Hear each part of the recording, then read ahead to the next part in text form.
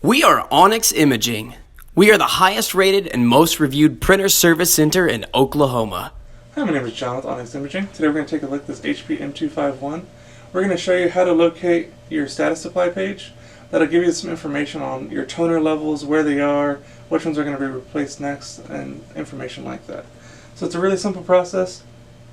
The first thing you're going to want to do is on your menu, you're going to want to locate the little wrench and gear button right at the top of the screen.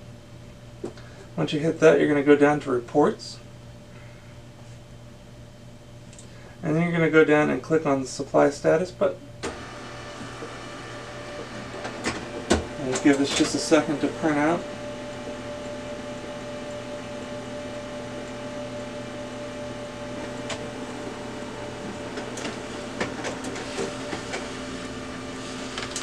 Alright, once it prints, you'll see it shows a status bar for each color of toner that you have inside the machine. In this case, they're all at 100%, so it shows us a full status bar.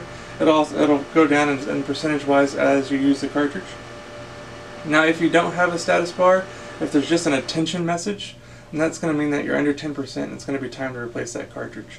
It also shows you, or tells you how many pages have been printed with that supply, and approximately how many pages are left. It's usually kind of a rough estimate. Just the machine's doing its best. But other than that, there's quite a bit of useful information on here. And if you need a cartridge replaced, feel free to give us a call. We can help you out with your supply. And other than that, you should be good to go back in printing. Thank you. Thank you for watching. If you're interested in how you can receive free labor on all of your service calls, as well as how to qualify for free printer upgrades, contact us today. We are here for all of your printer and office supply needs.